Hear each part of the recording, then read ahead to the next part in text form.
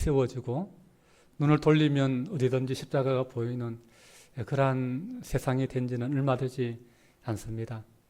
처음 이 땅의 교회는 그 어느 곳에도 없었고 오직 이스라엘 땅, 유대 땅, 베들레헴, 예루살렘 그곳밖에 없었습니다.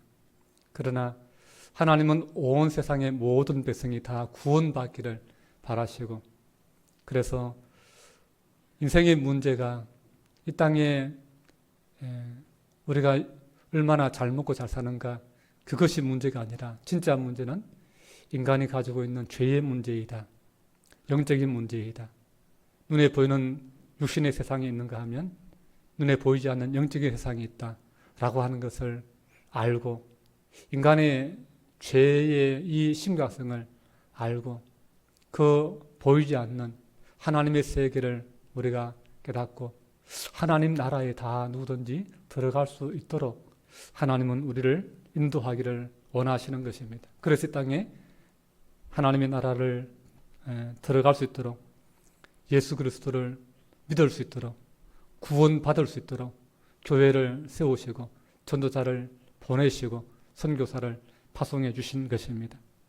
이방에 처음 이스라엘 땅을 벗어나서 세상의 이방 땅에 처음 세워진 교회가 어디라고요?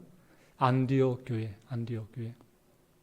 로마 제국 안에서 세 번째로 큰 도시인 안디옥, 수리아 안디옥의 이방인들로 구성된 그러한 교회가 처음 세워졌습니다. 너무나 놀라운 사건이 아닐 수가 없습니다. 유대인들만 하나님이 구원하시는 줄 알았는데 유대인만 구원받기에 그러한 자격이 있는 줄 알았는데 하나님은 유대인의 하나님만이 아니라 모든 이 세상 사람들의 하나님이 되시고 또 이 세상 모든 사람들을 구원하기를 기뻐하시는 좋으신 하나님이시다라고 하는 것입니다. 하나님이 아들 예수님의 땅에 보내신 것은 유대인만을 구원하기 위해 보내신 것이 아니라 유대인의 죄만을 사해 주시기 원하시는 것이 아니라 모든 인류를, 누구든지 예수를 믿는 자는 다 구원받도록 하나님의 자녀가 되도록 하시기 위해서 예수를 이 땅에 보내주신 것입니다. 그런데 그 이방인 첫 번째 교회 안디옥 교회로 말미암아 이 땅에 있는 모든 이방의 교회들이 생겨나게 된 것입니다. 그것이 첫 열매, 이방인 교회의 첫 열매가 안디옥에 딱 맺힌 것입니다. 보통 나무의 첫 열매가 익으면 그 다음 열매가 계속해서 익지 않습니까? 그러면서 안디옥의 이방인 교회가 지금의 시리아인데 옛날 시리아의 수도가 안디옥입니다. 그 안디옥 교회가 생기고 그 안디옥 교회가 우리만 구원받을 수 없다. 우리만 이 귀한 소식을 들을 수 없다. 이 소식을 더 많은 사람에게 알려야 된다. 그래서 안디옥 교회가 부흥하면서 제자들이 훈련되면서 파송을 해서 선교사로 사도 바울과 바나바를 교회의 가장 중요한 사역자 두 사람을 선교사로 소아시아로 파송하는 것입니다. 오늘 본문의 말씀이 바로 그 이방에 세워진 첫 번째 귀한 교회 안디옥 교회가 또 다른 이방 지역을 향해서 선교사를 보내어서 또 다른 지역에 또 다른 곳에 이방인 땅에 교회가 세워지도록 그렇게 사람을 보내는 그러한 내용의 말씀을 보게 됩니다. 그렇게 선교의 첫 발을 이제 안디옥 교회로 말미암아 내딛게 되어서 그 선교의 발걸음이 계속 나아가고 교회가 세워지고 그 세워진 교회가 또다시 사람을 보내어서 또 다른 곳에 사람을 보내고 그렇게 해서 유럽이 복음화되고 특히 그 중동이 복음화되고 그리고 남미와 아메리카가 복음화되고 그리고 그 땅에 세워진 교회들이 또다시 우리만 예수 믿고 구원받을 수 때려가지고 선교사를 보내서 일본과 중국과 우리 마지막 우리 대한민국에 선교사를 보내어서 오늘 교회가 없는 곳이 없을 만큼 모든 곳에 교회가 다 세워지게 되었다라고 하는 사실이죠. 그 이방인이었던 우리에게 복음을 전하기 위해서 첫 발을 내디딘 그 역사적인 현장이 바로 오늘 본문의 사건인 거예요. 안디옥 교회가 이방에 세워진 첫 번째 교회가 또 다른 이방의 교회를 세워야 되겠다. 또 다른 우리 말고 다른 사람 이방인들도 예수 믿게 했어. 그들도 죄 사함 받고 그들도 구원 받고 그들도 하나님 자녀가 되도록 하나님의 나라에 들어가도록 해야 되겠다. 그래서 바울과 바나바를 파송했던 것입니다. 오늘 말씀 4절 말씀 같이 읽습니다. 시작. 두 사람이 성령의 보내심을 받아 실루기아에 내려가 거기서 배 타고 구브로로에 갔어. 아멘. 두 사람이 보냄을 받았는데 누가 보냈다고 했습니까? 성령의 보내심을 받아 그랬습니다. 제가 아까 좀 전에 두 사람을 파송한 교회가 안디옥 교회다. 이방에 첫 번째 세워졌던 그 안디옥 교회가 두 사람을 선교사로 파송했다. 그렇게 말씀을 드렸는데 4절에 보면 두 사람을 보낸 그 장본인은 안디옥 교회가 아니라 성령이다. 그렇게 말씀하고 있습니다.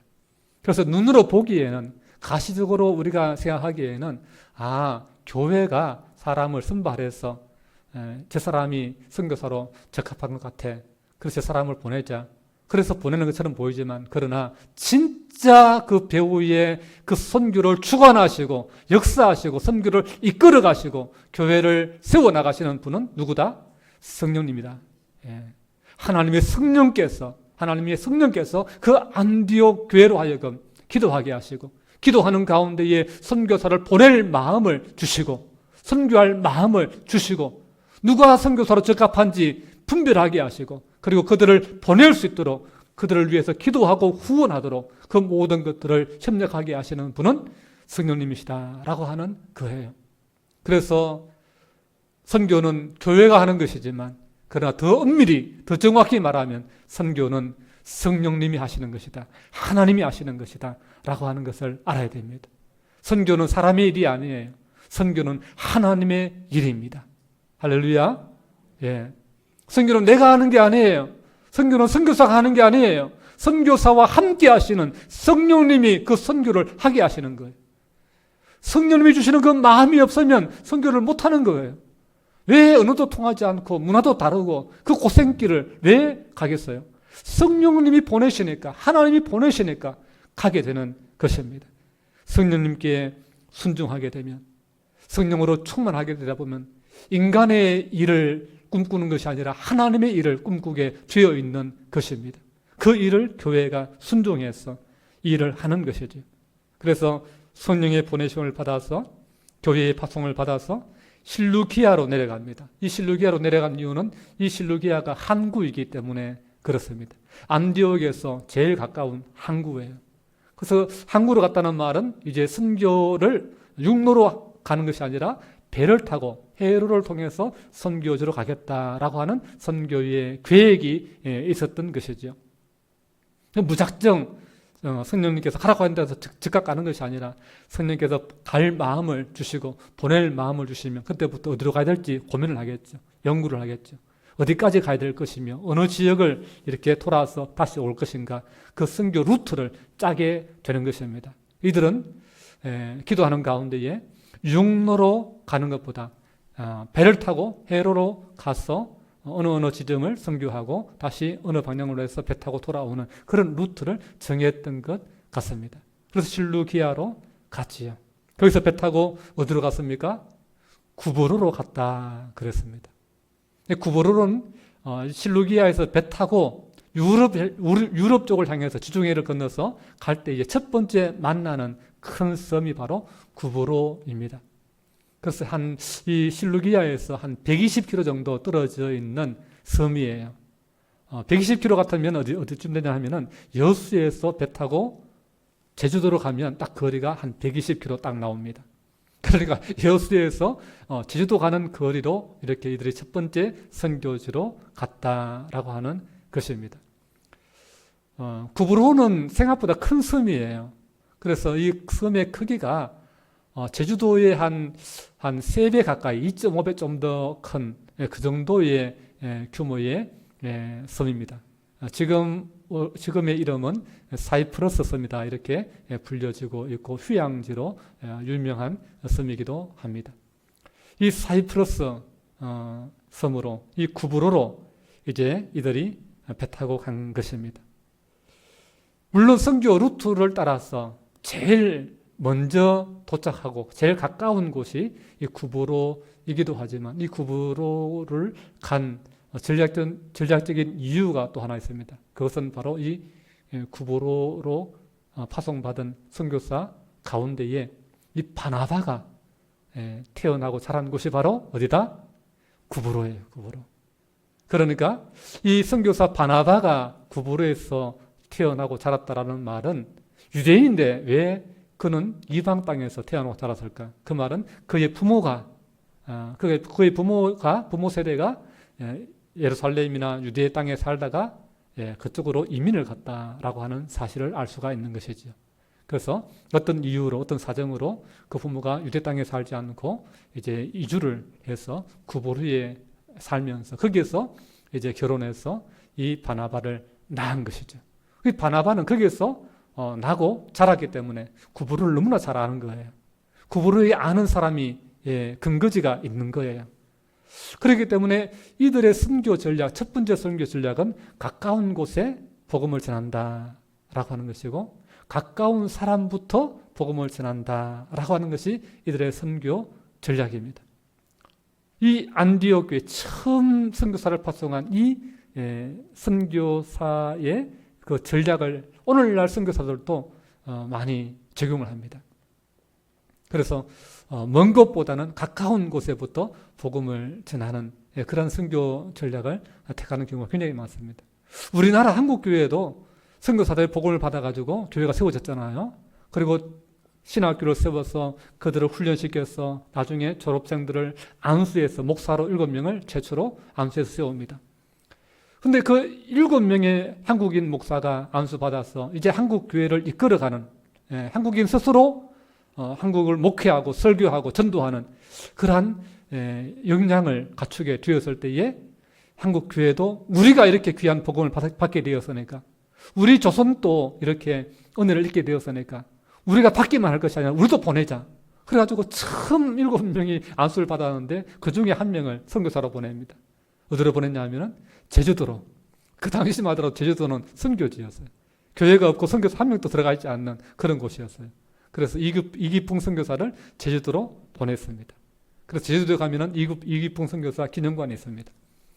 가까운 곳부터 익숙한 곳부터 보내는 것이죠. 그 다음에 보낸 곳이 중국의 산둥성으로 칭다오 그쪽으로 선교사를 보냈습니다. 왜냐하면 그 당시에 평양의 신학교에서거든요. 분단되기 전이니까 평양의 신학교에서 평양에서 제일 많은 믿는 사람들이 왕성하게 일어나 서울보다는 평양이 더 부흥됐어요. 근데 거기서 복음을 전하려고 했을 때에 해외 선교할 수 있는 가장 가까운 곳이 배 타고 제일 가까운 곳이 바로 칭다오 산둥성이었기 때문에 그곳으로 선교사를 파송했던 것이죠. 그래서 이 오늘 본문에 나와 있는 이 바나바와 사울도 제일 가까운 그런 구브로부터 이제 선교하고 아는 바나바와 함께 있는 그런 아는 사람을 통해서 근거지를 통해서 도움을 받으려고 하는 것이죠. 그래서 그들이 그 살람이라는 그런 곳에 항구에 도착을 합니다. 5절 말씀 함께 읽습니다. 시작. 살람이 이르러 하나님의 말씀을 유대인의 여러 회당에서 전할세 요한을 수행문으로 두었더라. 아멘. 이 살람이라고 하는 항구에 도착했는데 이곳이 바로 바나바가 태어나고 자란 고향입니다. 살라미는 유대인들이 굉장히 많이 이렇게 이주해서 살았던 곳입니다. 그래서 유대인들이 많이 모이면 뭘 하죠? 항상 회당을 짓습니다. 그들이 하나님께 예배할 수 있는 하나님 말씀을 전하고 들을 수 있는 회당을 만들죠. 그래서 살라미에는 유대인의 회당들이 여러 개가 있었습니다. 그래서 이곳에 가서 이방인들을 향해서 복음을 전하러 왔지만 그러나 먼저 전한 것은 유대인들에게 전했다라고 하는 것입니다. 회당에 들어가서 거기에 정착해 살아가고 있는 이방인들과 관계를 맺고 있는 그 유대인들에게 먼저 복음을 전하는 왜? 이게 효율적이니까. 왜 그렇습니까? 이방인들은 하나님을 전혀 몰라요. 하나님에 대한 개념이 없어요. 성경의 내용을 전혀 모릅니다. 이 성경을 가지고 가르쳐야 되는데 복음을 전해야 되는데 성경의 내용이 아예 전혀 백지면은 설명하는데 한참 시간이 걸리죠. 그러나 유대인들은 뭐예요? 성경을 알고 있습니다. 하나님을 다 알고 있습니다. 그러니까 이 하나님 말씀 속에 있는 메시아에 대한 이해만, 예수님에 대한 이해만 확실하게 이해가 되면 이건 믿음의 곧바로 그냥 믿음의 자원이 되는 거예요. 그 사람은 바로 복음을 전할 수 있는 일꾼이 되는 거예요. 그러니까 유대인들에게 이미 성경을 알고 있고 이미 하나님을 잘 알고 있는 그들에게 하나님의 아들 예수님, 메시아를 그들에게 잘 증거하고 가르쳤어. 그들 중에 몇몇이 이제 예수님을 이해하고 예수님을 믿고 영접하게 되면 그들이 이제 머물고 있는 그들의 집들이 바로 선교의 거점이 되는 것이죠. 거점이 되는 것이죠. 그들의 도움을 받아서 이제 한 믿음의 형제로서 그들과 연합해서 그 지역의 주변에 있는 이방인들에게 이제 복음을 전하게 되는 것입니다. 이게 선교의 전략이었습니다. 그런데 거기에 요한을 수행원으로 두었더라 이렇게 첨언을 하죠. 그러니까 두 사람이 간 줄 알았는데 두 사람을 보낸 줄 알았는데 알고 보니까 세 사람이 간 거예요. 이 요한은 어떤 사람인가? 요한은 원래 이름이 본명이 마가예요. 마가라 하는 요한이에요. 그래서 마가 요한입니다. 그래서 요한이라는 이름보다는 마가라는 이름으로 더 유명한 사람이에요. 이 요한의 어머니가 마리아예요. 마리아고 굉장히 이렇게 좀 형편이 좋은, 형편이 괜찮은 집에 또 신실한 예수님을 사랑했던 너무나 예수님을 잘 섬겼던 그러한 엄마 집안의 아들입니다. 우리가 그 사도행전을 보면서 성령께서 임하심으로 말미암아 교회가 방언을 하고 능력을 받아서 막 크게 복음을 힘있게 전파했던 그 성령의 불이 떨어졌던 곳이 어디냐 하면은 바로 이 마가의 다락방입니다. 마가의 집에서 120명이 모여서 함께 기도하는 가운데 성령 받아서 능력 받고 방언을 받고 복음을 힘있게 전함으로 5,000명이 회개하는 역사가 일어났던 것이 바로 이 오순절날 마가의 다락방입니다. 그리고 베드로가 우리가 앞에서 보았듯이 베드로가 감옥에 갇혀서 죽을 위기에 처했을 때에 그 베드로를 위해서 모여서 간절히 기도하던 집이 바로 마가의 집입니다. 그 이 귀한 믿음의 집안의 이 아들의 요한이라고 하는 이 아들이 선교에 동참하게 되었다라고 하는 것이죠. 그리고 이 바나바와 마가 요한의 관계는요, 친척 관계입니다. 그래서 생질입니다. 생질. 바나바의 생질이 요한입니다. 그래서 그를 무엇으로 두었다? 수행원으로 두었다라고 하는 거예요. 그래서 이 바나바와 바울이 선교할 때에 뒤에서 돕는 역할, 여러 가지 뭐 필요한 물건도 갖다 주고 심부름도 하고 잡일도 이렇게 해주는 그러한 수행원으로 동참하게 되었다라고 하는 것이죠. 선교는 선교사 혼자 하는 게 아니에요. 옆에서 돕는 사람이 있는 거예요. 뒤에서 기도하는 사람이 있는 거예요. 팀으로 이렇게 함께 동참하게 되는 것입니다. 이것이 하나님의 선교의 모습입니다. 6절 말씀에 보면은 이들이 이제 이 살라미에서 이제 서쪽으로 동서를 섬을 가로질러서 횡단을 해서 바보라는 곳에 이르는 것을 보게 됩니다. 6절 말씀 같이 읽습니다. 시작. 온 섬 가운데로 지나서 바보에 이르러 바 예수라 하는 유대인 거짓 선지자인 마술사를 만나니. 아멘. 이 구브로 섬은 고구마처럼 길쭉한 섬이에요. 동서로 이렇게 놓여져 있는데 동쪽에서 도착해서 배 타고 살라미에 도착해서 그 다음에 서쪽으로 서쪽 끝에 위치한 바보라는 곳으로 이렇게 횡단을 한 거예요. 그래서 이게 이제 우리나라 그 번역을 하다 보니까 바보라고 번역했어. 이거 뭐 이름이 하필 바보냐 어떻게? 그래서 좀 우습기도 한데 원어적인 발음을 하면은 파포스라고 이렇게 이야기할 수 있습니다. 근데 이제 한국어로 번역하는데 숫자 발음이 너무 약하니까 파포스 해버리면 또 다른 틀린 발음이 되어져 버리고 다른 의미가 되어져 버리니까 파포만 번역했는데 우리말로 파포가 좀 발음이 해석이 좀 어려웠던 것 같습니다. 그래서 그냥 바보, 듣기가 그냥 바보로 자꾸 들리니까 그냥 그대로 들리는 대로 바보라고 이렇게 했던 것 같습니다. 영어로는 페이포스입니다. 어쨌든 간에 이 파포스, 이 바보에 도착을 해서 첫 번째 만난 사람인데 이상한 사람을 만났어요. 누구를 만납니까? 바예수라는 사람을 만납니다. 참 이름이 특이하죠? 예수라는 이름이 붙어가지고 이 사람 예수 믿는 사람인가 싶은데 그렇지 않아요. 거짓 선지자다, 마술사다, 그렇게 말씀하고 있습니다. 참 독특한 인물이에요. 거기에도 이 유대인이 있는데, 근데 보통 유대인은 하나님을 믿지 이렇게 이상한 짓 안 하거든요. 유대인들은 워낙 유일신 사상이 강하고 선민의식이 강해서 이방의 신을 웬만해서는 만족하지 않습니다. 하나님의 백성이라는 자부심이, 프라이드가 엄청나게 강합니다. 그런데 이 사람은 좀 독특하게도 사이비 유대인입니다. 이상한 유대인이에요. 돌연변입니다. 그래서 거짓 선지자 역할을 하면서 마술을 배워가지고 희한한 능력을 행하는 거예요. 그러면서 이 마술을 통해서 생계를 유지하고 그리고 살아가는 그런 사람입니다. 우리가 역사책을 이렇게 보다 보면은 로마 제국 산하에서 온갖 못된 짓, 온갖 나쁜 짓을 다 할 수 있는 그런 자유로운 곳이 어디냐면 바로 이 구브로 섬에 있는 바보 지역입니다. 참 이것이 더럽고 추잡스러운 일들이, 갖가지 추잡한 일들이 다 일어나는 곳이었습니다. 지금도 뭐 그런 게 많지만 당시에는 정말 더러운 문화, 상상을 초월하는 그런 음란한 문화가 많았습니다. 그 본거지가 바로 바보였다라고 하는 것이죠. 그래서 그 당시에 이 바보 사람들을 파피안이다 이렇게 불렀어요. 그래서 이 파피안이라고 부르는 이 바보 사람들은 그 단어 자체가, 파피안이라는 단어 자체가 사창가 사람이다라고 하는 뜻이 함께 포함되어 있습니다. 그럴 만큼 그 지역이 문란하고 온갖 더러운 일들이 만연했던 곳이 더러운 동네 사람, 이런 뜻이 담겨있는 그곳이었습니다. 왜 이렇게 그 지역이, 그 도시가 그렇게 추잡스럽고 음란하고 그렇게 더러운 곳이 되었는가? 그것에는 영적인 배경이 있습니다.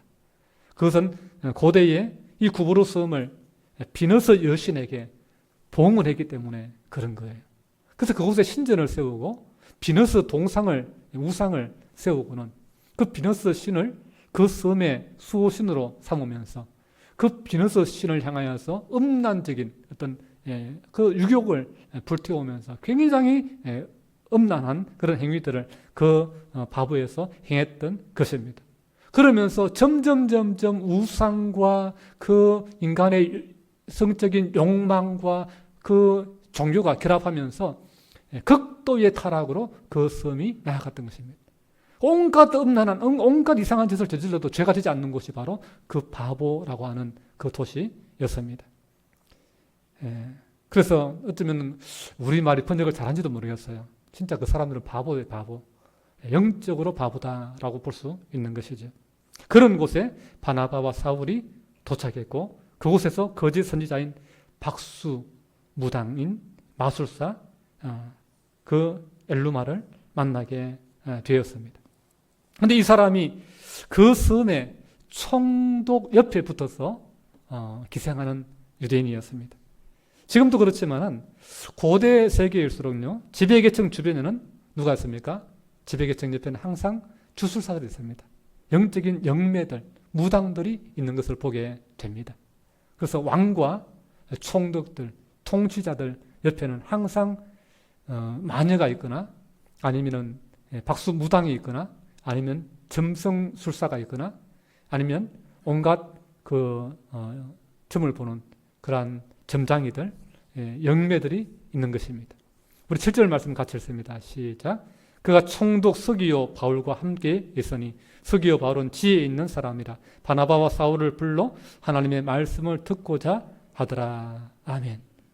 이 섬의 총독 서기오 바울이라는 사람은 로마 원로원의 파송을 받아서 그 섬의 총독으로 지금 통치하고 있는 사람입니다. 하지만 이 사람이 이 더러운 곳에 와서 권력을 잡고 살지만 그러나 그 마음속에 그 헬라 문화, 그 로마 그리스 신화의 그 문화만으로는 뭔가 만족하지 못하는 그러한 영적인 갈급함이 있었던 것 같습니다. 그래서 악한 영 쪽으로 붙어있는 이 바 예수라고 하는 유대인 거짓 선지자를 데리고 있었던 것이죠. 그 엘루마를 통해서, 마술사를 통해서 뭔가 영적인 것에 좀 의문을 풀고, 그리고 자기의 통치에 좀 이렇게 도움을 받는 그러한 도움의 존재로 그렇게 삼았던 것입니다. 사람이라고 하는 존재는 죄를 마음껏 지으면서 욕망의 노예로 살다 보면 그게 좋은 것 같지만 그것이 결코 좋지 않다는 사실을 또한 발견하게 됩니다. 그 쾌락이 좋지만, 그러나 이게 사람이 사는 게 맞나? 이렇게 하는 게 맞나? 이렇게 계속 사는 건 아닌 것 같은데, 그런 생각이 문득문득 자기의 마음속에 누구나 일어나게 되는 것입니다. 자기도 모르는 인생의 공허와 불안이 하나님 없는 인생 가운데는 맴돌게 되어 있는 것입니다. 서기오 바울 총독에게도 그런 아마 깊은 영적인 갈망들이 있었던 것 같습니다. 그러다가 소문을 듣지요. 이 바부에 희한한 사람 두 사람이 왔다. 이쪽 사람들과는 분위기가 전혀 다른 두 사람이 왔는데 그 사람이 한 번도 들어보지 못한 이상한 말을 전한다. 예수라는 복음을 전하는데 우리가 섬기는 신과는 전혀 다른 차원의 지금 이야기를 하고 있다. 우리는 온갖 세상의 인간의 욕망과 결탁해가지고 온갖 이상한 죄를 저지르고 나쁜 짓에도 다 그냥 용납이 되는 그런 신인데, 저들이 말하는 신은 너무나 성결하고 너무나 거룩하고 너무나 정직하고 너무나 진실된 것을 추구하고 너무나 이 땅의 육적인 것만으로 만족하는 것이 아니라 한데 영적인 것으로 오히려 더 만족하는 그런 높은 차원의 무슨 이야기를 한다라고 하는 것을 듣게 되는 것이죠. 그러면서 이 총독 서기오 바울이 나도 그 사람 한번 만나보면 좋겠다. 그 사람이 전하고자 하는 게 뭔지, 그 사람들은 왜 우리가 가지고 있는 이런 것이 없이도 그렇게 행복한지, 그렇게 참 정결하게 살면서도 전혀 부족함이 없는지 그 궁금했던 거예요. 그래서 불러서 말씀을 듣고 싶었던 것입니다. 그런데 이때 방해하는 사람이 있습니다. 우리 8절 말씀 같이 읽습니다. 시작. 이 마술사 엘루마는 이 이름을 번역하면 마술사라 그들을 대적하여 총독으로 믿지 못하게 힘쓰니. 아멘. 자, 이 총독 서기오 바울을 이제 바나바와 사울이 전하는 이 성경의 가르침을, 복음을 듣지 못하도록 지금 최선을 다해서 방해하고 있다라고 하는 것이죠. 자, 이 박수 엘루마, 이 거짓 선지자, 이 마술사는 서기오 총독의 권력의 비호 아래서 지금 그를 돕는 척하면서 점쳐주고 무당 구대주면서 부와 영화를 다 누리고 살아가는 사람입니다. 그런데 지금 진짜 하나님을 섬기고 진짜 신을 섬기는 하나님을 믿는 두 사람이 왔습니다. 진짜 모든 하늘과 땅의 모든 권세를 가지신 예수님을 모시고 있는 진짜 세상의 왕을 섬기고 있는 이 두 사람이 지금 그곳에 왔습니다. 여러분, 가짜와 진짜가 만나면 누가 이길까요? 반드시 가짜는 정체가 드러나게 되어 있습니다. 여러분, 잠시 숨길 수는 있습니다. 잠시 가면을 쓸 수 있습니다. 잠시 위장할 수 있습니다. 그러나 그것은 영원히 그렇게는 못하는 거예요. 진짜가 나타나면요, 가짜는 들통나는 거예요. 여러분, 진품이 등장하기 전까지는 짝퉁이 진품 행세를 합니다. 그러나 진품이 드러나는 순간 짝퉁은 이제는 정체가, 가치가 떨어지는 것입니다. 그 가치가 무의미해지는 것입니다. 세상의 종교가 다 그런 거예요. 진짜 신이 나타나면요, 진짜 신 노릇하던 짝퉁 신들은요, 거기서 힘을 못하게 되는 거예요. 그 정체가 드러나게 되는 것입니다. 그러니까 자기 정체가 드러나게 될 것 같으니까, 자기의 실체가 드러나게 될 것 같으니까, 자기의 이제까지 그 마술을 부려서 서기요 총독의 마음을 미혹하던 그러한 역사를 더 이상 할 수 없는 상황임을 이 마술사는 너무나 잘 아는 거예요. 자기가 가짜라는 사실을, 자기가 섬기고 있는 그 영의 실체가 사도 바울과 바나바가 섬기고 있는 그 진짜 하나님과 예수 그리스도의 신과는 비교할 수 없는, 그 앞에서는 무력할 수밖에 없는, 무능할 수밖에 없는 가짜라는 사실을, 그 앞에서는 아무런 힘도 발휘할 수 없다는, 아무런 능력도 발휘할 수 없다는 사실을 너무나 잘 알기 때문에 이걸 막아야 되는 거예요. 막아야 되는 거예요. 그렇기 때문에 총독의 친분을 이용해서 그 사람 말 듣지 마십시오. 그 사람들 만나지 마십시오. 그 사람들 말 헛된 말입니다. 그 사람들 말 들으면 큰일 납니다. 그 사람들 말 들으면 당신에게 도움을 줬던 그 신이 진노합니다. 그 신이 당신에게 손해를 끼칠 것입니다. 당신에게 어려운 일이 닥칠 것입니다. 온갖 말로, 거짓말로, 또는 과장된 말로 그 성도 바울을 못 만나게 그렇게 하는 것이죠.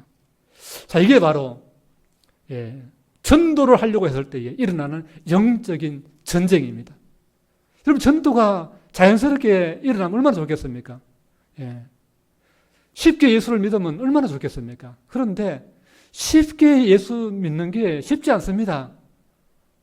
저희 어머니 쉽게 예수 안 믿었어요.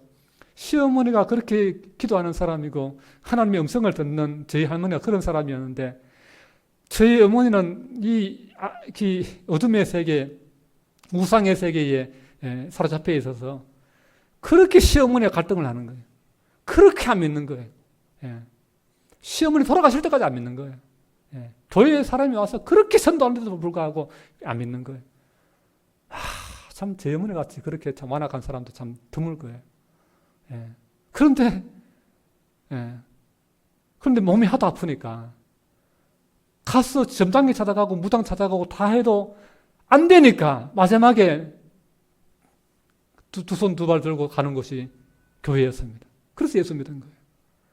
예수 믿는 게 여러분 쉽지 않습니다. 마귀가요, 안 놔줍니다. 안 놔줍니다. 그리고 여러분 교회에 와 있는 게 은혜입니다, 여러분. 이 자리에 와서 하나님 예배하는 자리에 있다는 것도, 하나님 여러분을 사랑하지 않으면, 누군가가 여러분을 뒤에서 기도하지 않으면 이런 일 절대로 일어나지 않습니다.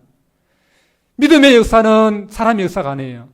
선교는 사람이 하는 게 아니고 복음 전도는 사람이 하는 게 아니라 그랬죠. 누가 합니까? 뒤에서 성령님께서 사람을 보내시고, 성령님께서 감동하시고, 성령님께서 말하게 하시고, 성령님께서 전도하게 하시는 거예요. 성령님의, 하나님의 사랑이 아니면, 하나님이 나를 사랑하지 않으시면, 하나님이 나를 택하지 않으시면 이곳에 오기가 힘듭니다. 복음을 듣기가 힘듭니다. 예수를 마음속에 영접하기가 힘듭니다. 이런 영적인 전쟁이 일어나는 것입니다.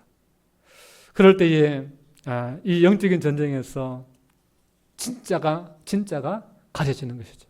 누가 진짜냐? 누가 진짜 신이냐? 누가 무엇을 믿어야 되는가? 우리 9절 10절 말씀 같이 읽습니다. 9절 10절 말씀 시작. 바울이라고 하는 사울이 성령이 충만하여 그를 주목하고 이르되, 모든 거짓과 악행이 가득한 자요 마귀의 자식이요 모든 의의 원수요 주의 바른 길을 굽게 하기를 거치지 아니하겠느냐. 아멘. 자, 지금 바울이라고 하는 사울이 드디어 여기서 이제 사울이라는 이름이 바울로 등장하게 되지요. 여기서부터는 이제 사울이라는 이름을, 사울은 히브리식 이름인데 이제 로마식 이름인 바울로 이제 바꿉니다. 그래서 사울은 두 가지 이름을 사용하고 있었어요. 그래서 이방 땅에서 길리기아 다소에서 나고 자랐는데 거기서는 바울이라는 이름을 사용했습니다. 그러나 예루살렘에 돌아올 때, 이스라엘 땅으로 돌아올 때는 사울이라고 하는 히브리식 이름을 사용했습니다. 이제까지 히브리식 이름을 사용하다가 이제 선교사가 되어서 로마 제국 이방 땅에 들어가서 선교하면서부터 이제는 바울이라는 이름을 사용하기로 그렇게 정했던 것입니다. 여기서부터 이제는 바울로 나옵니다. 이 바울이 뭐가 충만했다? 성령이 충만했다라고 하는 거예요. 성령이 충만해야 되는 거예요. 예수 믿는 사람은, 교회는 성령이 충만해야 되는 거예요. 성령이 충만하기 위해서는 뭐 해야 됩니까? 기도해야 되는 거예요. 하나님 말씀 우리가 읽고 하나님 말씀 순종하고 그리고 기도해야 되는 거예요. 이 성령 충만한 바울이 성령의 그 충만 가운데에 성령께서 그 마음에 역사하는 대로 말하는 것이죠. 말하면서 어떤 말을 합니까? 모든 거짓과 악행이 가득한 자요, 마귀의 자식이요, 모든 의의 원수요. 이렇게 지금 박수 거짓 선지자 엘루마를 향해서 공격을 퍼붓고 있습니다. 너의 정체는 이거라는 거죠. 너는 마귀의 자식이라는 것이죠. 옳은 길을 막아서는, 옳은 길로 바른 길로 가지 못하도록 막아서는 의의 원수다라고 하는 것이죠. 자기도 천국에 들어가지 않으면서 남까지 천국에 들어가지 못하도록 의의 길을, 올바른 길을, 천국의 길을 가로막고 있는 그런 역할을 하는 사람이 얼마나 많은지 모릅니다.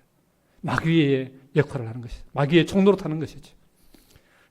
그러면서 마귀를 섬기고 살아가는 사람들은요, 마귀와 짝하고 살아가는 사람들은요, 그 속에는 거짓이 있습니다. 반드시 이것이 거짓이 있습니다. 여러분, 무당들요, 진실을 말하는 것처럼 보이죠? 여러분의 과거를 정확히 맞추죠? 그러면서 여러분에게 온갖 이렇게라 저렇게라 하죠? 반만 섞어 놓는 거예요. 여러분의 과거를 말할 때는 진실을 말합니다. 그래야 믿으니까. 믿고 난 다음에는 거짓을 해서 부적을 쓰게 하고, 그리고 귀신의 말을 따르게 하고, 그래서 그 사람에게 귀신에 의존하도록, 마귀의 종으로 사도록, 그 문화에서 못 벗어나도록 속박 걸어버리는 거예요. 저주를 걸어버리고 그 집안을 계속해서 돈줄로 삼아버리는 거예요. 그래서 나쁜 무당이 잘못 걸리면요, 집안 일순간에 망하는 거예요. 물질만 망하는 것이 아니라 건강과 그 마음과 영혼까지도 다 송두리째 빼앗기는 것입니다. 이러한 정체를 대번에 드러내버리는 것이죠. 어떻게 알겠습니까? 성령께서 알게 하시는 것입니다. 성령께서 보여주시는 것입니다. 그러면서 굽게 하기를 거치지 아니하겠느냐. 그런 나쁜 짓, 못된 짓, 복음을 가로막는 짓 거치라는 거죠. 구원하려고 하는 하나님의 역사를 가로막는 일 거치라는 것이죠. 여러분, 이게 중요합니다. 영적인 싸움에서요, 우리가 예수 믿는 사람 전도하려고 할 때에 우리가 진짜 우리가 기도 많이 해야 되고요. 그리고 우리가 대적해야 되는데 뭘 대적해야 되냐? 사람을 대적하면 안 돼요. 사람을 미워하면 안 돼요. 그 배후의 역사는 마귀의 군세를 대적해야 됩니다. 마귀의 역사는 거칠지어다. 더러운 귀신의 역사는 거쳐라.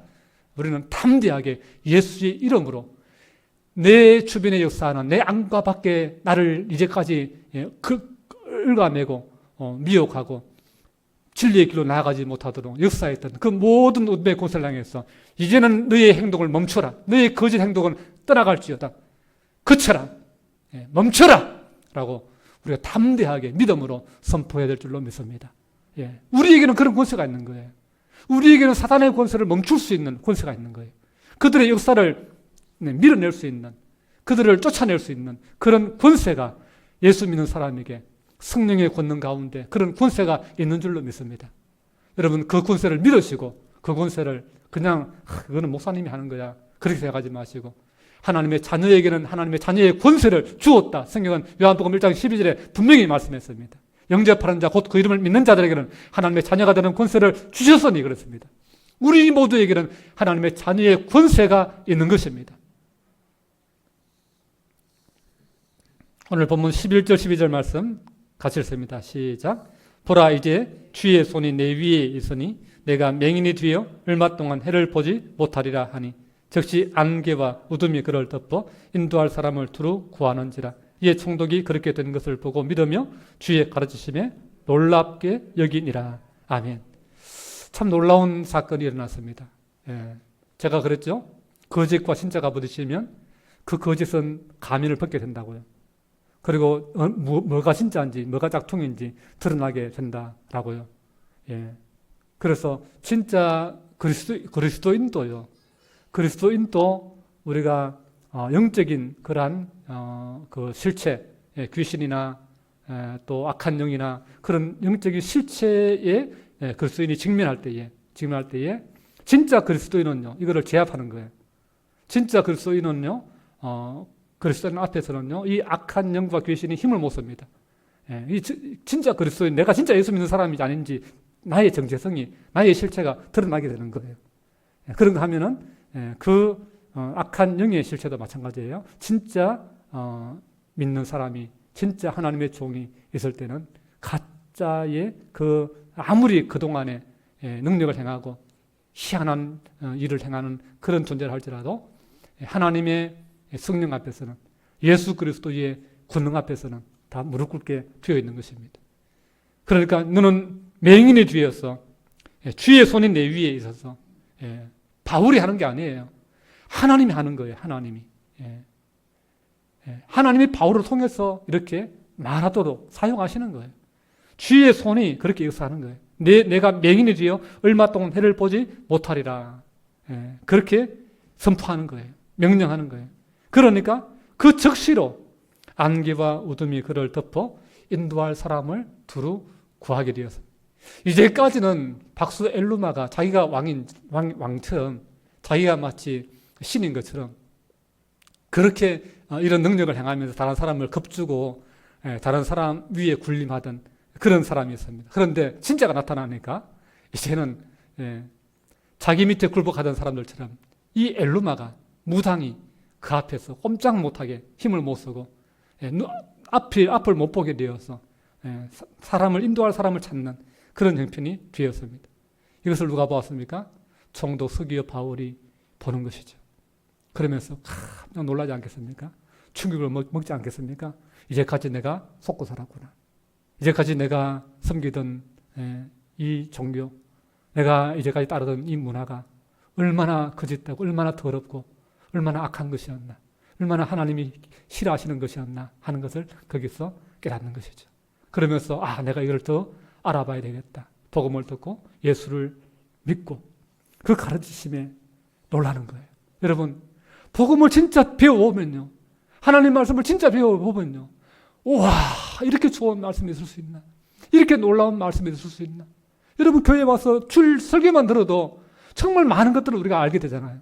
많은 우리가 알지 못하던 놀라운 영의 세계를, 하나님의 세계를 보게 되잖아요. 진짜 우리가 사서삼경이 얼마나 좋은 말 많이 있습니까?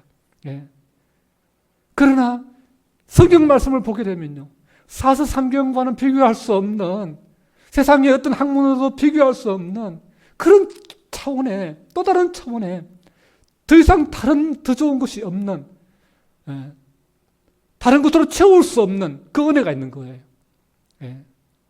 우리나라의 그 신사 유람단으로 고종의 파송을 받아서 일본에 건너갔던 이수정, 그 사람이 일본에 갈 때에 먼저 신사 유람단으로 갔다 왔던 한 분에 의해 가지고 거기 가면은 정말 서양 선교사의 복음을 들은 기독교인 누구를 내가 만나고 정말 희한한 말 들었는데 우리가 알고 있던 거짓과는 차원이 다른 너무나 놀라운 말이었다. 그 이야기를 듣습니다.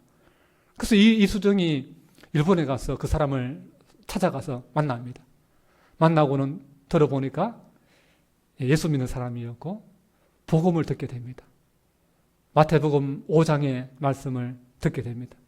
그 말씀을 들으면서 눈을 뜨게 되는 거예요. 그러면서 이렇게 놀라운 말씀이 있나? 이렇게 위대한 말씀이 있나? 그러면서 일본 사람이 조선이 유교를 일본에 전해준 것은 참 고마운 일입니다. 그러나 당신들이 전해준 유교보다 더 위대한 그 가르침과 교훈이 이 말씀에 있습니다. 그러면서 이제는 우리가 받은 빛을 당신에게 전해주기를 원합니다. 그러면서 이수정 그 학자가 농업기술 선진 문물 배워서 돌아오려고 하던 이수정이가 거기서 예수 믿고 최초로 한국인으로서 세례를 받고 일본에서 선교사에게 세례를 받고 거기서 마가복음을 우리말로 번역하는 한문으로 번역하는 그러한 놀라운 일을 행하고 그가 간절히 기도하면서 선교 편지를 써서 미국에 보냅니다. 한국에 아직도 캄캄한 저 한국의 땅은 이 위대한 말씀을 모르고 있습니다. 이 귀한 말씀을 모르고 있습니다. 제발 한국에 이 말씀을 가르쳐 줄 사람을 보내주십시오 라고 호소문을 보냅니다. 그게 미국의 복음신문에 그리고 크리스찬 잡지에 게재가 됩니다. 그걸 읽은 사람이 감동을 받아가지고 조선 땅으로 가서 복음을 전했다. 그래서 온 사람이 언더우드 선교사입니다. 아펜젤러 선교사입니다. 놀라운 일이 아닐 수 없습니다. 진짜를 보게 되면요, 여러분 세상에 그동안에 알고 있던 것은 이제는 우리가 실시해서 그 아무것도 아닌 초등학문, 세상의 초등학문에 불과한 것입니다. 여러분 하나님을 잘 믿을 수 있기를 바랍니다. 예수 그리스도를 잘 믿을 수 있기를 바랍니다. 우리가 사는 세상은 이 땅이 전부가 아니에요. 하나님의 나라가 있습니다. 영원한 세계가 있습니다. 영원한 천국이 있습니다. 예수님은 십자가의 죽음으로 끝난 것이 아니라 부활하셨고 승천하셨고 지금도 하나님 보좌 우편에 계시며 지금도 살아계신 그 이름으로 우리 가운데 능력으로 역사하시는 하나님이신 줄 믿습니다. 기도합니다. 거룩하신 아버지 하나님, 은혜 감사합니다. 오늘 우리가 이 자리에 있는 건 하나님의 은혜와